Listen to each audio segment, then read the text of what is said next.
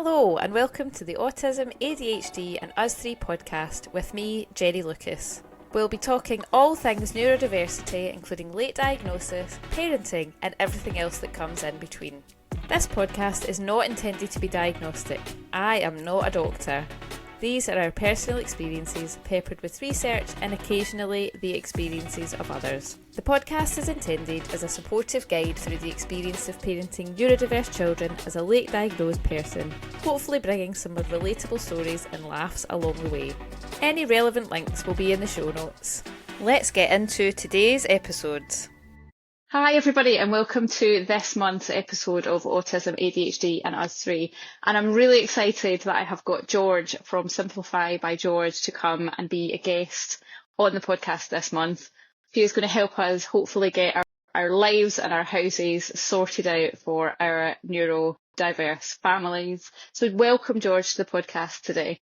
Thank you, and thanks for asking me to join you. No, it's a real pleasure. And to give everybody a little bit of context, can you tell us a little bit more about who you are and what you do in your daily business? Yeah, so I'm George. I'm a professional organiser. I started the business about 5 years ago now. Nice. Before that, I was a project manager and all sorts of stuff. So I've got a history. Part of the reason I did this job, decided to do something completely different, was because my son was diagnosed with AuDHD back in 2020. And even before that, I recognised that life was just too difficult trying to juggle a corporate job and be a home and be a mum and all that sort of stuff. So I decided to do this job, and I go out, I do a couple of things. I've got a membership that I support people online and help them, accountability, body doubling, all sorts of stuff. Brilliant. But I also go out and help people in their houses, but I'm doing less of that now because I need to be around for my son a bit more. Yeah. So yeah, that's what I do. But I spend my life decluttering and organising for people, and I absolutely love it. It's my absolute passion. That must be life-changing for the clients that you work with, whether you're actually going into people's houses and physically helping sort of give them a vision and show them how to do stuff, or also in the membership, that is a kind of a more accessible way to get access to your services and get support online so that people can do that themselves with your distance from afar. It's really interesting because I would say in the past maybe 3 or 4 years, because I talk about my son a lot of the women I speak to, there's a lot more women getting this late diagnosis of ADHD. And I think off the back of the fact that, you know, their children get diagnosed and then they're like, Yeah, definitely. You know, when they're doing all the forms, they're like, that sounds familiar. So then they sort of put themselves through the process. But I've had some women who've had like diagnosis of ADHD. I've got some women in the membership as well, and I've had some people in the membership. And it's really funny because their concerns when they first joined was like, I'm ADHD, so this might not work for me because it might be a fad and I might just do a bit of it and then I might just bugger off. But I think the way that we structure it and the way that we do it, it's worked really well for the time that they've needed to be there. And I think that's the thing for me is that it works while people need it. And that's the point, right? It's really interesting what you say there. I mean, I'm AuDHD, so I have both parts of those things happening, and I'm very much a person that needs that clean, organised space so that the inside of my head feels clean and organised. Used to always, like pre-diagnosis, used to find it quite strange that I'd have these like productive periods of time. So there would be like 2 or 3 days in, I don't know, a month or longer where I'd be like, right, I'm going to sort this out. Kind of the house would get to a point where I was like, I can't live like this anymore. I'm going to do something about it.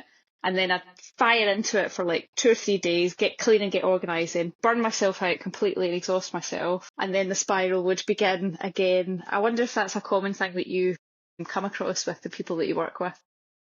It is. And actually, I think, yes, it does happen. But also, I think more than that, a lot of the women I work with are working full-time jobs, mums, young children. And so they're really time poor as well. But what really surprises me, and I've talked about this before, there's so much belief as an ADHD, and I don't know whether that's grown-up belief or, but a lot of the women I talk to go, oh, I'm really rubbish. You know, I just need to be organised, but I'm terrible at it. And actually, it's not true. It's just not true. You know, when I start working with them, you can see the structure in their homes, but they don't forgive themselves for the fact that they live with a lot of other people who are Yeah. contributing to the problem. You know, they're sort of like sitting there going, and I was presenting at the Ideal Home show yesterday, and my whole thing about that is about responsibility, because I think we all take that responsibility on. For some reason, we think it's ours. And Yeah. so when people say to me, oh, I'm the messy one, it's my fault. And I'm like, well, whose is that? Oh, that's my son's. Whose is that? That's my partner's. Okay. Whose is that? Oh, my dad left that there. He's going to pick that up in a week. And I'm like, okay, not really all yours, is it? So, yeah. And I think a lot of women I work with who have had a late diagnosis feel that they're messy, feel that they don't know how to do it or want to be organised. And I actually think that they are. Because they couldn't do the things that they do if they didn't have some sort of level of organisation in their lives. Yeah. It's interesting. I have to say that, you know, I'm in a household where I've got 2 children and a husband. We're all spicy. The 3 girls are all AuDHD. My husband is late diagnosed ADHD. And, you know, you make yourself the homemaker, don't you? I'll do the washing, I'll do this, I'll do that, I'll organise the fridge and I'll get all the stuff sorted. And people just come in and like dump stuff. And, you know, we're famous for doom piles as AuDHDers, aren't we? A little pile here, we'll empty my school bag there and they'll put stuff there. And it drives me insane. But again, like you say, I'm the one that takes on the responsibility for I'll get that sorted, I'll do that at the weekend. Or I'll be the one that's like, come on, everybody, like sort your stuff out. Understandable, isn't it? Because it's that whole thing. And I think, you know, neurodiverse or not, I think as parents, we take the easier route sometimes and we feel like it's easier to just do it than to teach someone or help someone. And we expect people to just know how to do it as well. We don't actually think, oh, you know, when we say tidy up, we don't think that we need to explain that, right? Yeah.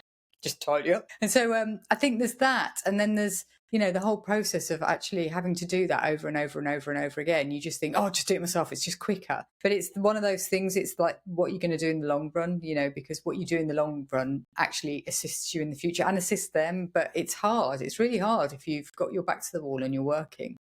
It's so interesting. I have to say, between my 2 girls, I've got a daughter who will be 13 soon. And another one who'll be 10 this year. And like many siblings, they are completely different people, of course. And my eldest sort of steps up to that elder daughter role. She has always been there since a wee tiny tot alongside me, loading the washing machine and doing things. And she's quite good at keeping her own space sorted. She's got like a full skincare routine. She's a proper preteen from that perspective. And she kind of has managed to create systems for herself to sort of keep herself organised. And my little one is like a hurricane of chaos. Wherever she goes, there's a trail of packets, clothes, stuff, and it's a real body of work. Training her, if you like, to have that awareness. She is like absolute ADHD chaos. She's so creative. Yeah. But like the organisation of everyday life, the executive function for that is obviously a challenge in her. And so from a parental perspective, you're right, you were trying to teach them to be independent young people, to be able to, you know, go out into the world and eventually look after themselves and not just keep buying new pants and socks because they run out. But it's really difficult to do that in a way that isn't shameful. Do you know what I mean? To think of your language that you're using around that and make sure you remember, because also she's not PDA, but she's kind of typical of a child who's like, when you say like, don't forget to do your dishwasher today. Just, I know it's my day to do the dishwasher. And so it's like trying to approach those conversations in a sensitive way.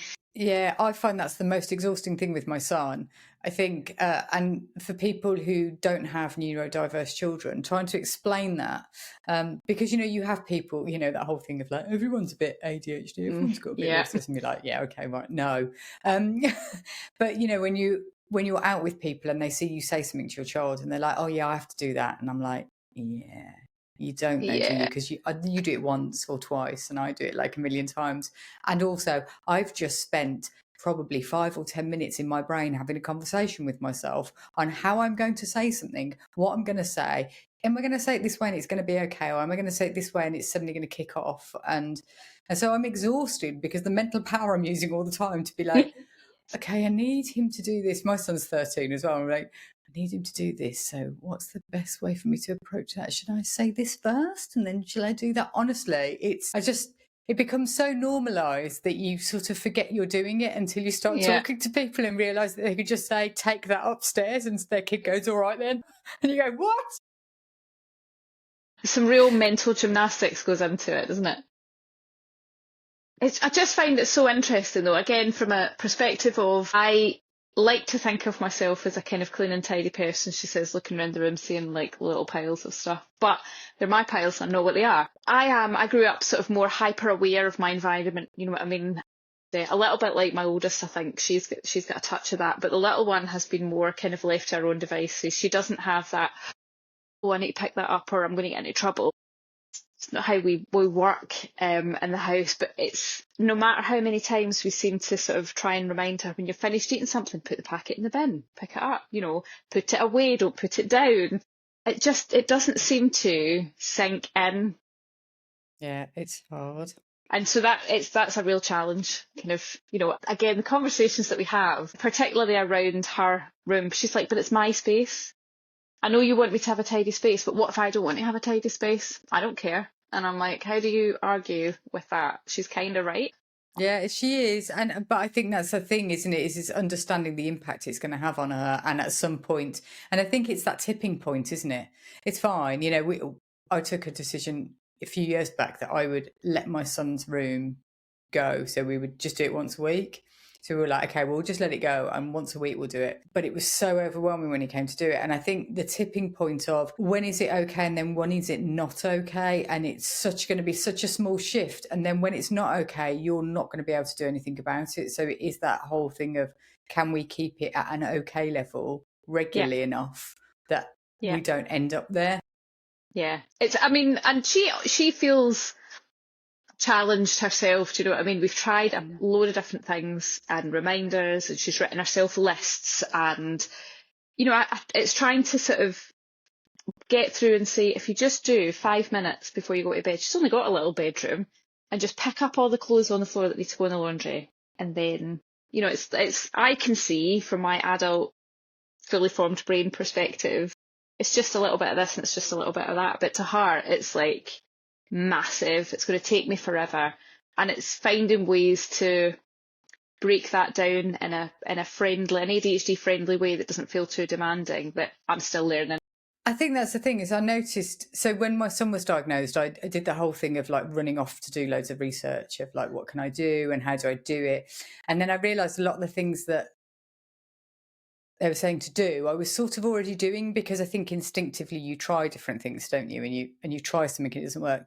But definitely with my son, when he used to try and tidy up, we noticed that he was really struggling. And it's that thing of being able to perform more than one action at one time. Yes. And retain that information, but also the overwhelm. And we found very much for him, and what we started doing when he was very young is saying to him, okay, let's look at the room, right? You do the cars, I will do the pens. You do this bit, I will do that bit. And it's really interesting. I look at him now, because that's been for the past, 8 years. And you look at him now, and when he sits and looks at a room, you see him doing that in his head. Yeah. You can see him going, I'm going to do the pens, then I'm going to do my Lego. You know, you can see him processing. So he's done it so much with me, and I've like body doubled with him to sort of give him that impetus, that actually he starts, and he's really good now at being able to break that down. But again, he's such 13 a skill as well, so it's that difference between 10 and 13 is quite big. Yeah. I mean, and I have to say that when I think back to my eldest, there was plenty of times where she had the messy bedroom, and it's definitely a shift in maturity almost, isn't it? Like, do you know what? I kind of want to have a nice space. I'm going to keep it nice. I'd be really interested to know, when you go to work with people in their houses, what are the kind of common themes that you see, or the common things that you help people with that sort of recur time and time again when you're working with people?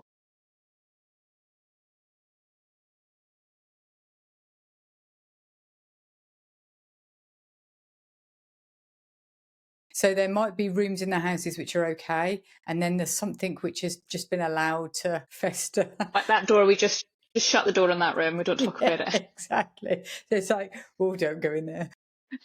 And there's also one of the things that I notice a lot of, there's usually a collection of something. So there is usually a thing that that person is quite attached to. You know, it could be that someone buys lots of shoes, or it could be, I see quite a lot actually. Some of the gift cupboards I've seen in houses are quite phenomenal, because people, they buy gifts, you know, people are buying gifts and they're putting them to one side, and then they just never get gifted, because then they get forgotten about because they're shoved in a cupboard or a drawer or whatever. Yeah. So then more gifts get bought. And, you know, so I think it's generally that sort of taking it out of the living space and shoving it into a space, and then that gets overwhelming. Paperwork is always a really difficult challenge, I think. And like you say, it's those touch points. So I'm working with a client in the next few weeks, and she just said to me, actually, all I need you to do, I don't need a specific room doing, I just need you to come around and help me sort out those piles of doom that I've got around my house. I just need that reset because I can't cope with it. So yeah, those tend to be the sorts of things that happen. That's interesting. In your membership, would you say it's similar themes, or do you see sort of recurring themes with people asking for the same sort of advice over and over again? I think in the membership, usually when people join the membership, it's because they've got to the end of their tether. They want to be able to do it themselves. So it's not that they don't feel they can't. Well, it sort of is they feel they can't. They really want to do it themselves. They don't want somebody else to do it for them. They want to learn and they want to know how to do it. But they've got to that stage where they just can't see where to start. They need the accountability. They need the sort of that help of like, where do I start? What's important? And it's so easy for me to see, because I'm, and actually I was talking to a client the other day, and we do this thing called a roadmap session when people join. So we have an online Zoom session, and I get them to walk around the house and like open cupboards, and I look at what's going on, and we talk about what's going on, and we talk about what's the dynamics in the house and what's happening. And, you know, we try and work out where the most important place to start is.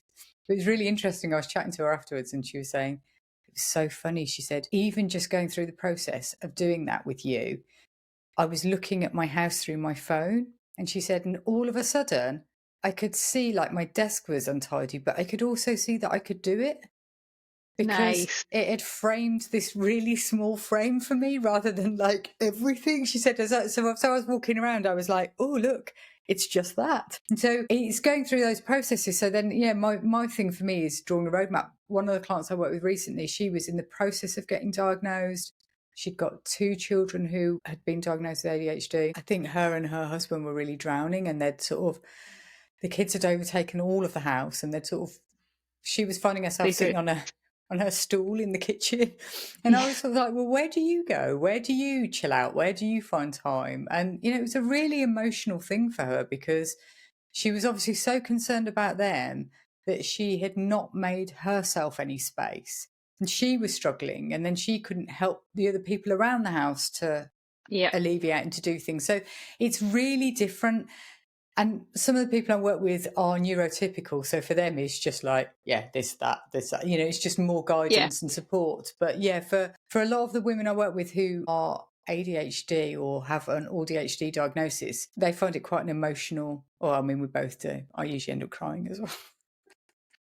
I've seen quite often, particularly in single parent households, parents have actually like had to move into the living room space to give their children the space that they need in order to function. And they've had to create a kind of multifunctional living room space that is also a bedroom for them. And that is, I mean, it's a beautiful sacrifice. But when you're talking there about, you know, that the idea of filling your cup up first, I'm all about that. You know, that's my zone of genius, if you like, and helping people with that, because it's so important that you have that, the space that suits you and is comfortable, so that you can then be there for all of the other people in the life around you that need you. Yeah, definitely. And that's what, you know, this is what's happening for this client is that the kids had their own bedrooms, great. But then one of them had taken over the front room, and one of them had taken over the back room. And then she was sitting in the kitchen. It wasn't a big kitchen. because they were getting home and they needed to chill out, and they needed to chill out on their own, and they didn't want to do that in their bedroom. So she had gone, right, okay, I need to fix that, I need to do this. And she was just completely, her and her husband had just like shrunk into the corner and had no air in their home. And so she wasn't able to, like fill up her own cup first. I always say to my friend, one of my best friend, and I always say to her, put your own oxygen mask on first. And she's like, I hate that saying. And I'm like, I don't know how else to say it, but it is so important, isn't it? Yeah. It's a realization that it's almost like we reject that in I would say particularly British society, the idea that we might have needs and that we might meet those needs. Like that's like, oh, how selfish. But then there comes a point, I think, when you do that work where it clicks and it makes so much sense that it seems ridiculous to have ever thought the other way. Do you know what I mean? I'd love to ask, so for anybody out there that's listening that thinks, right, okay, I'm going to get my shit together, like I'm going to do it, I'm going to start somewhere. Is there a place where you would advise that people start in terms of wanting to get organised? So for me, it's always about starting small. And I mean small, like the smallest of changes, like the tiniest, weeniest of changes, because otherwise they're too difficult to do, right? And it is like that whole habit stacking thing, can you attach stuff onto the things that you already do? So you can find a really small change. But I would say, if you find the things that really irritate you in your house, and I don't mean the big things, the one I always use is like, most people have got a drawer in their kitchen that catches when you open it. And it's really irritating. And I think when you're living in a household that has a lot going on, the last thing you need is to have a drawer that catches, because it gives you a bit of irritation, and then someone will come and ask you something and then you just end up exploding. So it's trying to find those really small things. So forgetting the piles of doom and forgetting all the things, because generally people know where things are. It's finding the things that are difficult, like you were saying, the school bags that you're tripping over and the shoes and the things. If you can find solutions for things like that then don't send you off on a tangent of like, those are the things I would always look for. That is really great advice. And again, when you talk about starting small, people might think, what's the point of starting small? But it's the momentum that it builds, because you go, that wasn't really as hard as I thought, and I've achieved it. Great. Okay, what can I do next? And it builds confidence that you can do it, doesn't it? Yeah, and it's also finding things that you can do, which, talking yesterday, I was doing like two or three of my top favourite tips that are really small. And this is how small I mean. So one of my favourite ones, and I talked about this on social media about 2 years ago, and everyone it was complete controversy. Some people were like, oh, that's a great idea. Other people were like, how can you do that? But I was saying, like, when you're in a family and you're constantly doing the washing, like we're saying, you always take responsibility for everything, right? So you're the one person doing the laundry. So my thing is that however the clothes go in the laundry is how they get washed and folded. So if somebody's put their clothes inside out in the laundry, that's how they get washed and folded. Yes. Now, it seems like a really small thing, right? And people go, oh, but your children are going to be wearing inside-out clothes. And I'm like, hasn't happened yet. They know, he knows how to turn them the right way around. But also it's slightly time-saving. But more than that, it makes you feel less resentful, and you can even feel a little bit gleeful about doing it. And I'm all for that, looking for those moments of joy of like, so I think, and that's what I mean when I mean small changes. I mean my minuscule, because then that leads on to the next thing, right? So if you get that working and your household accepts it, the next thing can be, right, if it's not in the laundry bag, it's not going to get washed. And you might have to go through a period of pain. Yes. Again, it's those really tiny things, and then it's the next thing and next thing, and you can add a new one. Like I would say, like 1 or 2 a month, you can just pick off and go, right, this is going to be it for this month, and you get used to doing it. Everyone else gets used to it, and then you can add the next one. Yeah, it's natural consequences are a great way for people to learn, right? It's so interesting what you say about laundry in particular. Laundry is a big deal in my house, and to give a little bit of context, I have been on a journey with laundry myself, and actually it was through working with an ADHD coach, sort of talking about frustrations in life, and laundry was one of them. And I was going through a kind of Marie Kondo type period of my life where I was like, oh, I love the way that she folds stuff and you can open the drawers and it's all just there and it looks great. And being the sole person that was kind of doing it all the time, I was the one. I was doing the socks in the right way, clothes the right way round, sorting it all out, dark wash, whitewash, getting it dried, folding it all, getting it ready for people to. I made them come and take their own stuff to put it away. I didn't put it in the drawers for them. And I was like, this is driving me nuts, because when my husband would do washing on occasion, he was not following the plan. And, and she kind of sat me down and she went, well, what benefit is in it for them that you're doing that and being annoyed that they're not doing it? And it really, it was like a lightning bolt. I went, what do you mean? They're getting their clothes all folded and it's great. And she went, does that matter? Is it important? Who cares? And so I have progressed to the point now where I have bought myself, or the household I should say, a laundry bin that's got a darks side and a lights side. So that has a tiny little change. I no longer have to sort the laundry. They sort it when they put it in automatically. The kids have both got little net basket things. So when the clothes are now dry, they go in the baskets. Inside out, not folded. I mean, a pair of the socks. That's right. And then they put it away. I've got one kid who, put folded things away in drawers. I've got another kid who's got plastic drawers and just shoves stuff in because that's who she is and that's how the system works for her. And it has changed my life, I'm not going to lie. It's massive, isn't it? Somebody said to me yesterday, they were like, what would be your advice for laundry, all of the bedding and stuff and, what we do and especially fitted sheets, what do you do folding them? And I went, don't waste your time.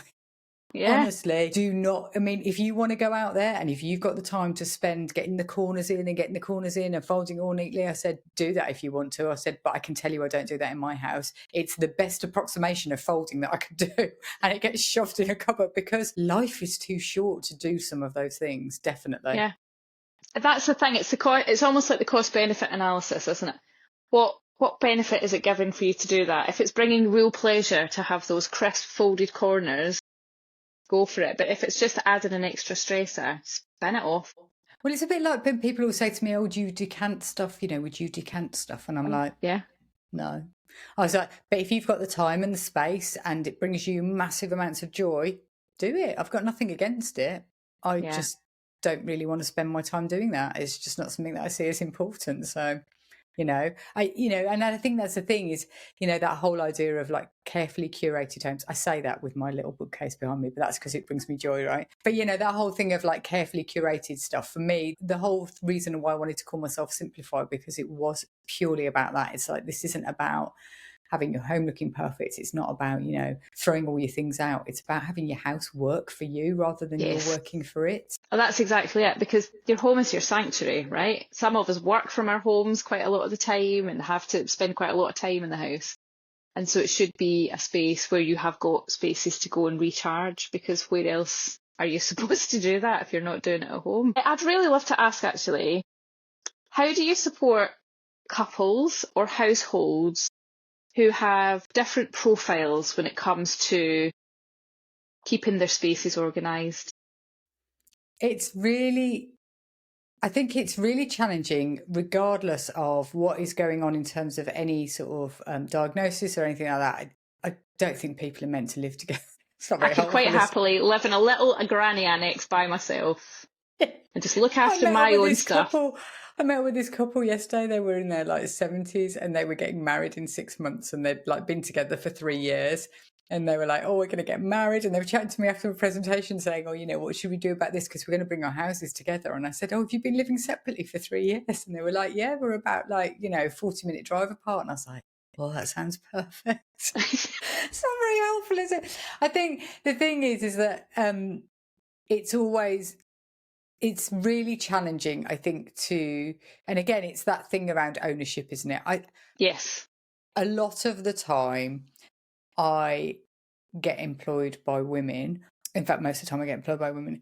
Most of the time, the men are not involved or don't really care, or there might be a slight bit of anxiety around it. But I'm very mindful when I work with someone to make sure that we are considering everybody that's in the equation, because it's really important. One of the first clients I worked with, she was working desperately hard and wanted someone to come and help her because they were like, the house is too small, our kitchen's too small. But I couldn't go in and work with them until I'd spoken to her husband, because her husband was actually the collector.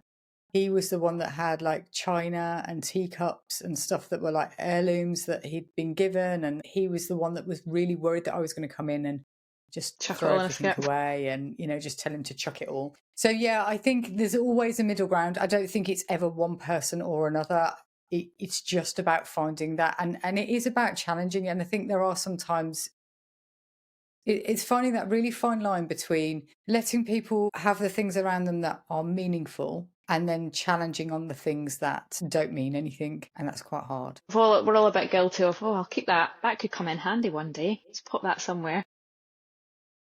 And it's then when you find out you've got a whole room full of those things, or a whole garage, or a whole shed, or a whole house, in fact, you think, actually, how handy is that going to come in when I've had it for 10 years?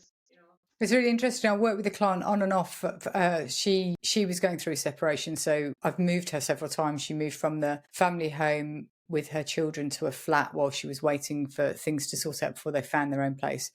So we've moved several times. We put stuff in storage. You know, stuff that I was saying to her, I think you should be letting this go. She's like, I'm not ready. So we put it into storage.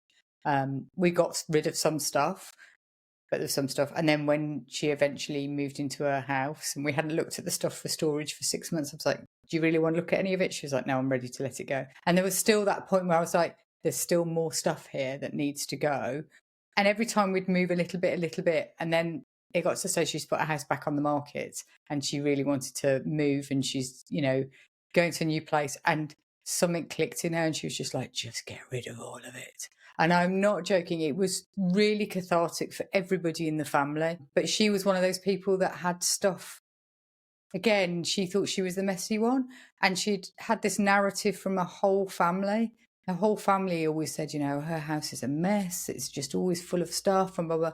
And when we started being really ruthless with stuff, we found that actually what the family were doing were taking stuff around to her house and leaving it there. It's so naughty because they didn't want to get rid of some of this stuff. So they were giving it to her to look after.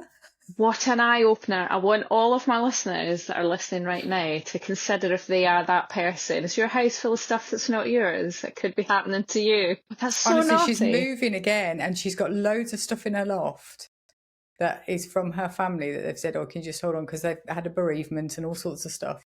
And so she's phoned them all up and said, right, I need to clear the loft. And all of them have said, I'll just get rid of it.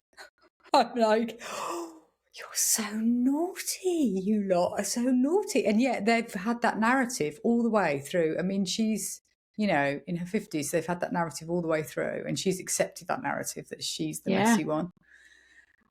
It's so interesting, isn't it? All these limiting beliefs that we hold on to that come from other people. There's so many of them, isn't there? And I have to say that what was running through my head there when you were talking was my youngest. And I'm so very keen not to give her that. I do not want to be that voice in her head. And she already sometimes, I'm the messy one, I'm the untidy one, I'm the lazy one. And we're actively challenging that voice that she shares with us because I don't want her to grow up and have that preconception. But it's hard though, isn't it? I think for our kids, because even if you're not verbally communicating it, you communicate it through the things you do around your home, right? So if you're constantly like getting... I know when I get stressed, I go to organising. It's definitely the thing, you know, there's always that joke of like, keep moving because she'll have you in a bin bag and out the door if you don't, because I'm like, I've got to organise everything. But I think, you know, that's the thing is I communicating that with what I do.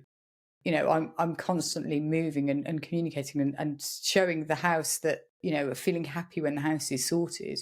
So it's really difficult to not be making somebody feel like that they're different and that perhaps they're the problem. It's really hard. It is. And you're right, that idea, the other thing that's popped into my head there was the idea that we almost earn rest. And I have to say that sense of satisfaction, even of just like getting up, do a bit of the dishes, clean the kitchen down a little bit, put a load of lotion on, and then I'm like, right, okay, I'm set for the day. Now, if I don't want to do anything today, I feel I've been productive. And I think we're so conditioned aren't we, as women in particular, to sort of, that's satisfying for us. You know, you've done a good job. And that can be really shameful, actually, when you struggle with that level of productivity. That is a whole other extra layer of sort of societal shame. Why am I not able to keep my house and be a good wife or a good Oh my mum or a God, good housekeeper? I hear that so much, like people saying to me, you know, I should be able to do this, or like, I'm really embarrassed, I should be able to do this. You know, the stretch from understanding that there's an issue that they want to resolve, getting me in is a really big thing, whether it's via the membership or in person. It's such a massive step for everybody to say, actually, I need help, because the shame people feel that they having to reach out to do it. And I always say to people, but you wouldn't try and cut your own hair, and you'd happily get a gardener, and you'd, you know, so it's okay. It's just another service, right? And you can't do all those things. You might want to do some of those things. You might not have the time. You might not have the skills. It's fine. You know, it's just another service. Yeah.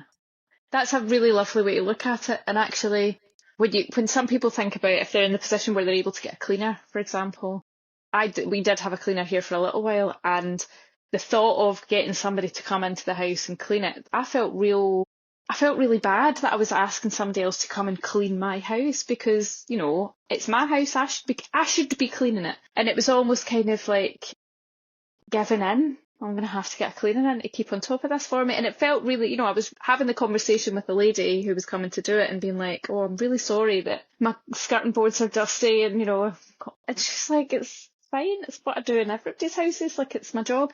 But I had to really work on that, letting go of that shame of, I should be able to. We should just bin off the word should. Yeah, one of the clients I was working with in the membership, we were doing her roadmap session, and we were sitting there, and I was like, okay, so we had a chat before, and she had the background in her phone all fussed up, and we were chatting, and we were just talking generally about what's happening. And I said to her, okay, so I need you to show me around the house. She's like, what? You're gonna have to take that background off. I need to see what's going on over there. Not quite sure what you thought was going to go on here. I can't help you if I can't see what's happening. But yeah, it was it was such a massive hurdle for her. She was like, okay, it's like, you're in safe hands. It's okay. But yeah, it's hard, right? It's really hard. All of us have that stuff, isn't it? That all of us have those things that we, you know, find we don't want people to see, you know. I mean, you know, I remember with Jake growing up, before we had any idea of what was going on for him, you know, that being out in public and those, you know, when those things happen and you're just, oh, it's just awful, isn't it? You just feel like the world is there judging you all the time. And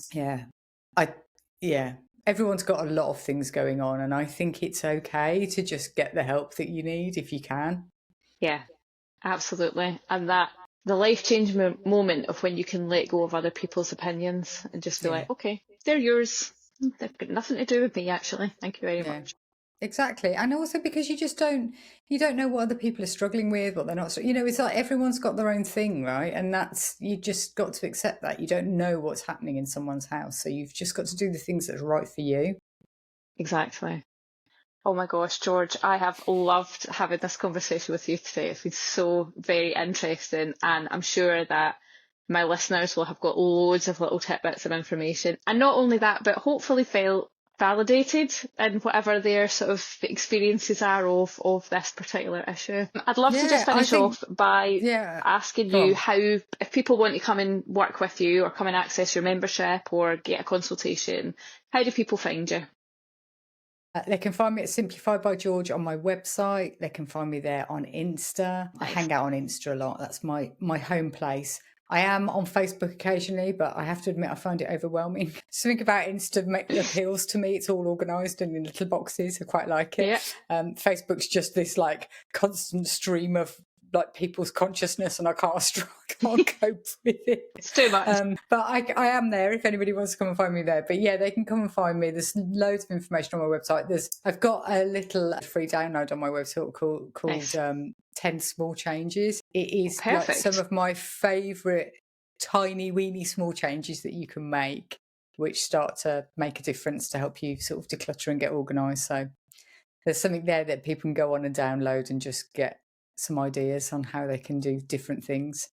That's brilliant. I will put all of those links in the show notes, so you don't even have to open a web browser. You can just click on the link in the podcast and it'll take you straight there. I've really loved this chat, George, and I very much appreciate your time. I know you have been absolutely up to your eyeballs at the Ideal Home show in the last week or so. It was yesterday. I must admit, I haven't done that much today because I walked 1,000 steps or whatever, and my feet are just throbbing. But I had such a good day yesterday. It was really good fun. I really enjoyed it. Yeah. Love the Ideal Home show. I actually haven't been since I had children, but it's such a lovely place to kind of go and like fantasy live. Do you know what I mean? Like if I had the money and the space, this is what I'd do. They had this tiny house there, which is like one of these little houses that they just pop on a plot of land, and it just appeals to me on every level. Only if I was living on my own, but it appeals to me on every level because it's small and it's tiny and you can only have so much stuff. And I'm like, think of the joy you could have in there and the small things that you could get. I was like, ooh. Honestly, there could be a village full of all of us in these tiny little houses just living by ourselves. That would be brilliant. Yeah. Well, thank you, George. And if people want to come and find you, they will find all the links in the show notes. But I appreciate your time today. Thank you very much.